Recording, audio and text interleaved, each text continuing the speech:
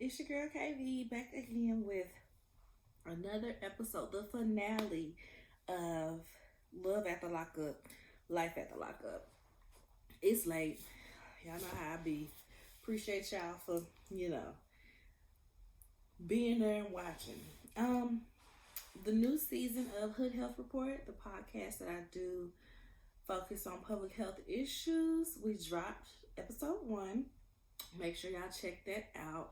Been working trying to get that together, and yeah, so this is the finale of Life at the Lockup. I don't think we get another Love at the Lockup till a couple months, I think it said. I don't know if I'm gonna be back. I'm gonna give it 2 episodes to see if it's worth my time, if I'm interested, because this season I was losing interest a bit. It's like I feel like it was too many couples that wasn't bringing enough. Like, we didn't need Sarah and Sean. We really didn't need Eris and Cameron. It was just a whole lot of like, oh, okay, I guess we gonna follow them because we've been following. But all right, so this is the finale, episode 22, Fighting Chance. So we're gonna start with Brittany and Key Rock. And like I said, y'all, some of this stuff I was truly losing interest, so it might be stuff that I missed just because it wasn't moving. And I was just ready for it to be over. But my faves, Brittany and Key Rock. We see Brittany ask Key Rock about moving to where her abuela live. Is it Jersey? She wants to move out there with her abuela because, she missed her. She ain't been around her family in a long time. And Key Rock, he was like, that's a hard no. And I can admit that was very, very selfish of him to just be like, girl, please. His excuse is that his mom had cancer and he wasn't able to be there for her while she was going through her battle with cancer because he was in jail. And also his brother is going through stuff and he just feels like he needs to be there for his family. Bree feels the same way. She's like, she doesn't say it outright, but you could tell she's like, my grandma is old. Like, she's aging. I need to be there for her too. So, what we're going to do about this? They get into an argument about it, and he ends up, compromising in that moment and saying that, it's a possibility. It's a possibility, not right now. Let's give it a year and circle back around to this and see what's going on. He's definitely going to have to learn how to compromise. This is why, although I like them as a couple, because we can see that they do love each other, they do support each other. They too young to get married for sure. They not old enough and mature enough for marriage and babies just yet. But I do like them as a couple. So, yeah. But my thing, and like I said, Key Rock is selfish. We're not going to skate past that. But Bree, for me, in my head, you talking about how you want to go be with your abuela, I immediately think about how you got out a year before Key Rock and stayed with his family. You could have been with abuela for that year until Key Rock got out and then went out there to stay with Key Rock's family. Now, it seems like her and the mom very much had time to bond and love each other and stuff like that. But if you're so worried about your family, you could have been with your family while Key Rock was still in jail, while he wasn't even out yet. So, Bree's priorities be so mixed up. So I just be side-eyeing her a lot. So, yeah, they end up going to this church. It was like a gay church. Yeah, it was like a gay church. And they go get baptized. Bree telling her grandma about it. She's telling the abuela about it. She's like, is it Catholic? Is it Christian? Like, what's going on? Bree said, she grew up Catholic, but she didn't want to do all that because they would just be in church. Ave Maria. And she wanted to be in church like, thank you, Jesus, Lord. Thank you, Jesus. She wanted the theatrics of a black church, basically. So She's very happy to be baptized into this denomination. They go to the river to get baptized. Q-Rock being so extra. Dip me again. Dip me one more time. Just being so silly. But they did both have a good experience with the church, a good experience with being baptized. So their wrap up was that they plan to get married in 2024, which is this year. Like I said, they too young to be getting married. They are both under 25. I feel like people don't really start getting to know themselves for real until they 25 to 28. Like in that little range is where you figure out who you really are, what type of person you want to be, what you want to do with life. And getting married before that, you see a lot of people break up because at 30, you're not who you were at 22, 23. You know where you at in life. You know where you want to be in life. So if that person expected you to stay to the same goals as when you was 22, it just generally does not work out. And like I said, I see it so much in my 30 some odd years of life, which is why I waited till I was 30 plus to have children and get married, because I just didn't want to be in a situation where I'm growing and I'm maturing and I'm, doing these things. And then the person that I married 10 years ago is like, well, why are you trying to change now? I've seen it way too many times, y'all. So next we're going to talk about Chevelle and Quaylon.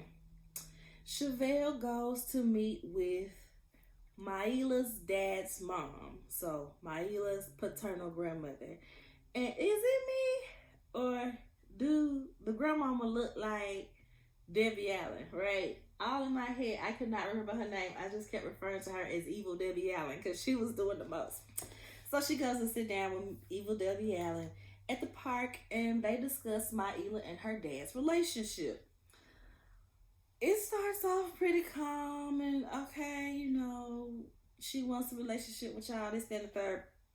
Then Evil Debbie Allen starts fussing at Chevelle because Chevelle said Maila's dad don't even see her like that. And the mom was like, her daddy loves her. Okay, he loves her. What about when she spent the summer with us? Chevelle said, she spent the summer with you.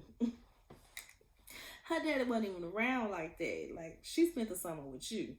So now, Evil Debbie Allen is just flat out strong yelling at Chevelle and taking up for her son being a deadbeat, basically. And this was so annoying because it's like, I get that you're not going to trash your son, especially on TV. I'm not expecting her to. That's still her son. That's still her baby. But don't make excuses for him being a deadbeat. Just be like, well, yeah, he could do a little better, but whatever he missing, I'ma fill in the gap. If she want to spend summers with me and he come by and see her, I'ma fill in the gap. Not having a whole knockout, drag out argument with Chevelle about how your son ain't there for the child. Like, just take a little bit accountability or just stop making all these stupid excuses. Now, Chevelle was very messy in the fact that she gonna tell Maila's grandma that she was considering having Quaylon to adopt Maila. I just feel like that was messy because how did you expect her to react to that? What did you think that she was gonna say? Especially if she's sitting here basically filling in the gaps, at least partially, for her son in the relationships. Oh, I forgot to tell my husband I'm recording so he don't let my baby come back here. Hold on, y'all. She'll get the screaming and banging on this door. Don't let Lena back. Can y'all hear her? Oh, Lord. I know y'all can hear that. I hope he tell her I'm here because she really going to be looking for me. So, yeah. She told Evil Debbie Allen that she want Quaylon to adopt Maila. Messy. Unnecessary. You knew that was going to get a rise out of her. So, she talks, Maila's grandmother talks to Quaylon. She wants to talk to Quaylon next about co-parenting and just how they all can exist together in this space for Maila. And Quaylon is like, I've reached out numerous times with no reply, so it's in his court. She called me daddy. I didn't tell her to call me daddy. Nobody made her call me daddy. She did that on her own. I'm there for her. I've been there for her. That just is what it is. Y'all can come around when you want to, but I ain't got much to say about that. So their wrap up was that they're making wedding plans, but the adoption plans are put on hold. And I'm like, yeah, it should be. I think I just I don't know. I just feel like it's very special situations where people should adopt other people's kids like that.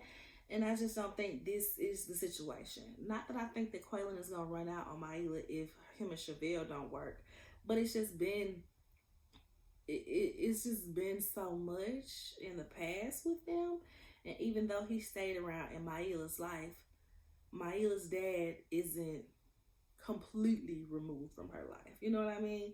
Like I said, the grandmother is trying to fill in the space. So I feel like it would just be a battle of, a pissing contest on who Maila gonna call daddy and who she gonna treat like a daddy. And all of that stuff.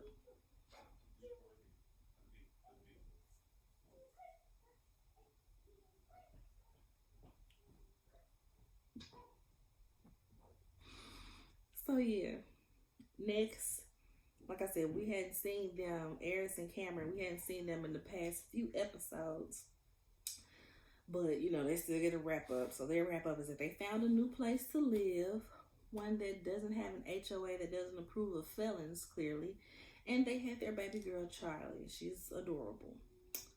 Um, do I want to go ahead and do Taylor and Chance? I guess I go ahead hit the climax and do Taylor and Chance. No, I'm gonna wait. Because my baby is right there and I don't want to get all hyped. She in the bathroom pouting, y'all. My baby a pretty girl. Let's do Justine and Michael.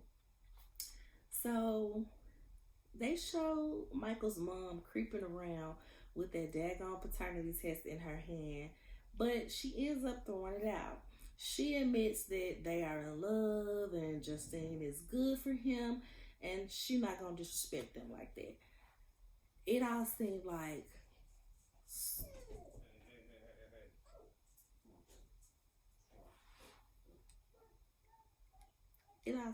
storyline anyway, y'all. I think the mama was just trying to be talked about, trying to be tweeted about, like a lot of these reality TV moms do. So that issue is done with. We see Justine and Michael, and he's basically, he's thanking her for helping him mature. He was a hothead. He just worried about his rap career and all that. Well, she's making him focus on family and the things that really matter, and he's appreciative of that. He finally tells Justine about Melody, that's his oldest daughter, and his mom planning to move out there to Vegas with him. She is excited about Melody coming. She's like, oh yeah, I think that'll be great. She gets to spend that time with you, da da da. And he says, yeah, she can help out with the little ones. Justine said, no, that is exactly what I don't want to happen. While you was in jail for them 6 years, she had to look out and take care of her younger siblings. When she come live with us, I just want her to be a teenager, okay? She needs to be a teenager and enjoy life. She don't need to be taking care of no kids. I said, you gone, Justine. You say that because he's trying to get her out there to be another babysitter since your oldest daughter is going to go to college. Justine said, nah, these are kids. She need to go be a kid, be a teenager, go to school, dances, go on dates, all that stuff. Now, his mama, she wasn't so excited about that, but she does understand that his mama had to spend 6 years without him too, so she misses him. And she's cool with it. She's a realist. She knows, everybody wants to be with you, and I'm taking you away from them essentially because we moving to Vegas, even though he probably would have moved whether Justine was there or not. But yeah, she's making sure that this is a fair and just process, and I can appreciate that about her. Their wrap up is that he wants a vasectomy, and she agrees. Yeah, because y'all don't need no more kids. Y'all don't need no more kids. Y'all got 7 between. I think they got 7 between the two of them, and I don't even know if that includes the new baby. So it might be 8. Too much. Sarah and Sean, we ain't seen them in a few episodes, but their wrap up is that, they are in debt because he's spending all the money on the truck, she's spending all the money on her body. So they are absolutely in debt, but they are doing demolition on the house, and they should be done by 2025. Next, we gonna do Lindsay and Blaine. So they left off with Lindsay being like, well, I've never done anything to you, and what have I done to you that's so bad? He's like, how about you ran off with a married man? Blaine meant that shit. Blaine said that so hard, y'all. He meant that shit.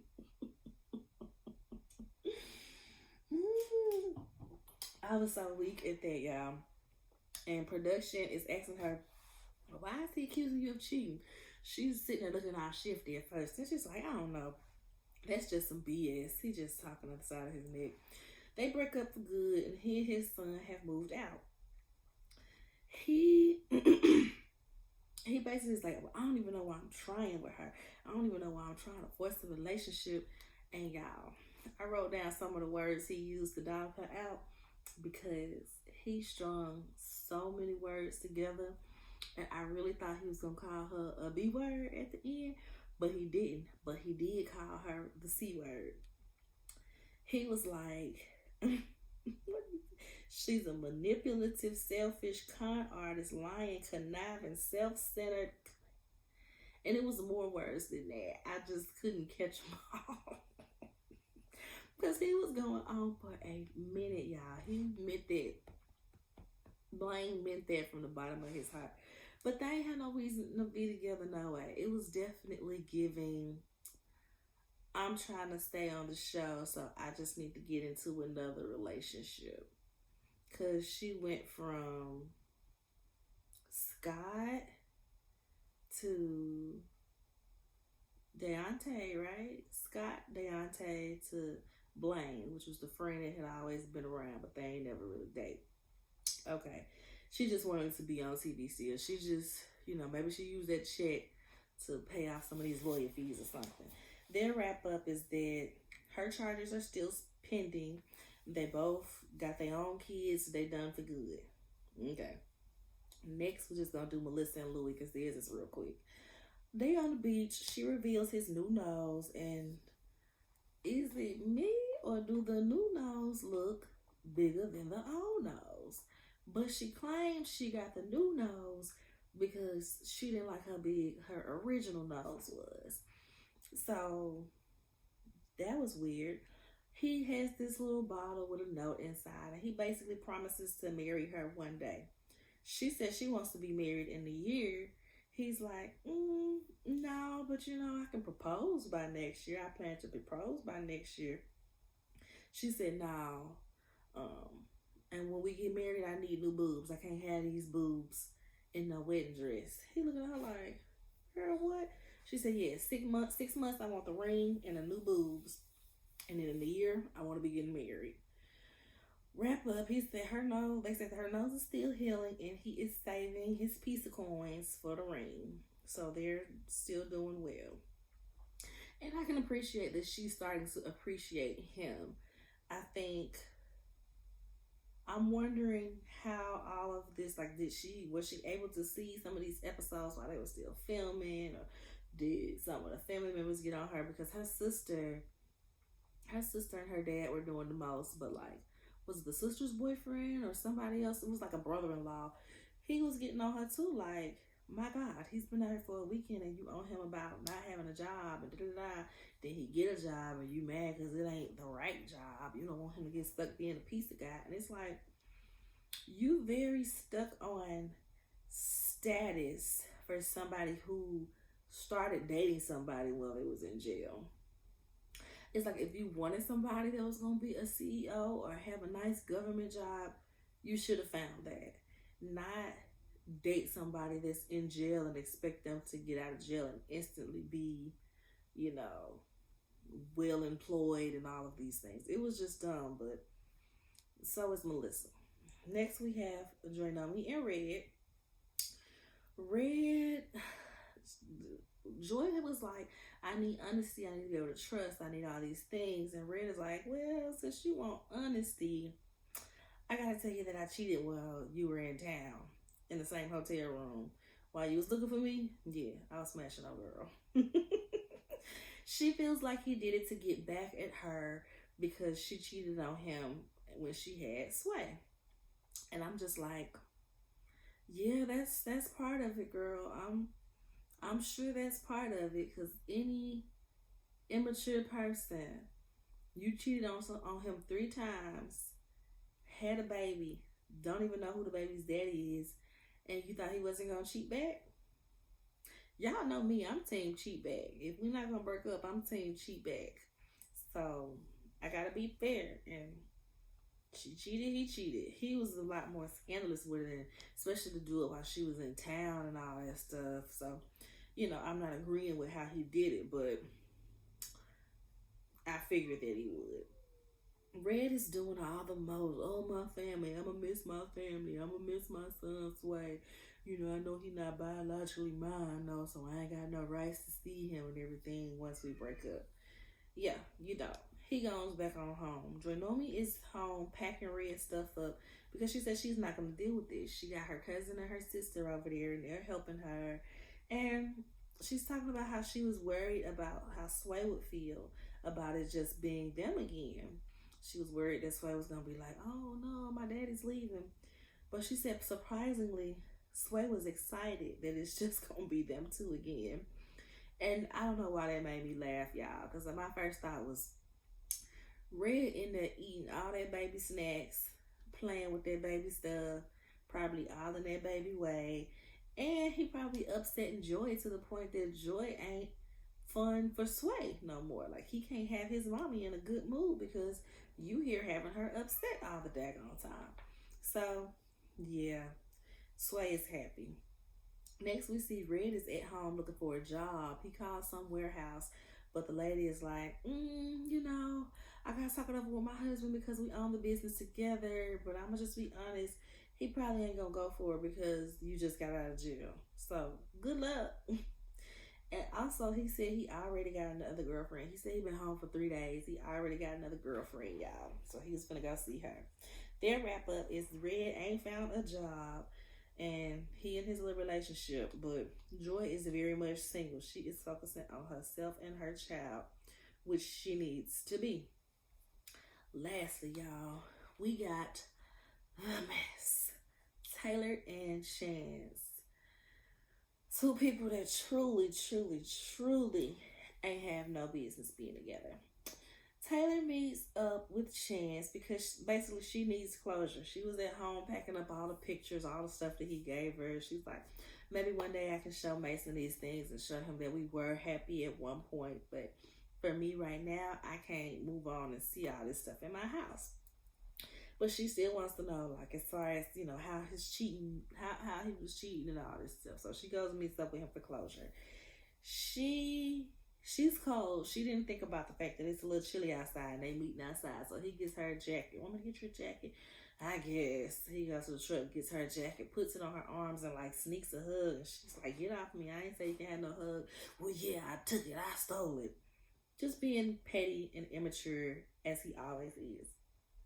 He's talking big stuff and keeps telling her to her face and standing in the confessional how he was the best thing that could happen to her and her kids, and who gonna want to deal with her with all them kids, and she should stay with him. She said maybe you could have been the best thing that happens to me and my kids, but you not. No, you not. He claims that because she suspected that he was cheating, that she spoke up. She spoke his cheating into existence. Just stupid. He also says that he felt like she was cheating because she was accusing him of cheating. Well, everybody I talked to was saying that, if you're accusing me of cheating and you think that I'm cheating, then you must be cheating too. She just looking at him like, when did I have time to cheat while I'm working to pay the bills that you keep running up and taking care of our 4 kids? When did I cheat? When did I cheat, Chance? She not saying it, but you can tell that's a look on her face. And also, she's very over it. She's not here to debate with him. She just, I don't even know if she wanted closure, y'all. This was probably just production that needed this last scene because they knew that Taylor and Chance would give us that oh moment. You know what I mean? So I don't even think she wanted to be there. This closure wasn't for her. This was for us. So they get to talking about the cheating, and he says that, you know, he did cheat, and he was at the bar chatting it up with some chick, venting, and when he took her back to the room, like, he was banging her all hard, and he was wishing that it was her, and this, that, and the third, and it's like, do you think it's supposed to make me feel good? It was just all type of crazy. She then asked him, well, how many people did you cheat on me with? He said, 5. I cheated on you with 5 people. She said, how many of them were guys? He said, just one.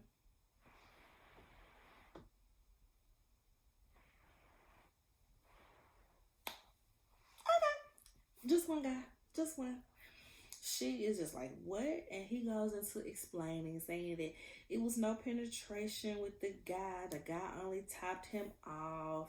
You know, he did that, but he couldn't finish with the guy because he just wasn't aroused because it was a guy. And I'm just like, yeah, okay. And it made me think back to how him and Bobo's argument really looked like a lover's quarrel.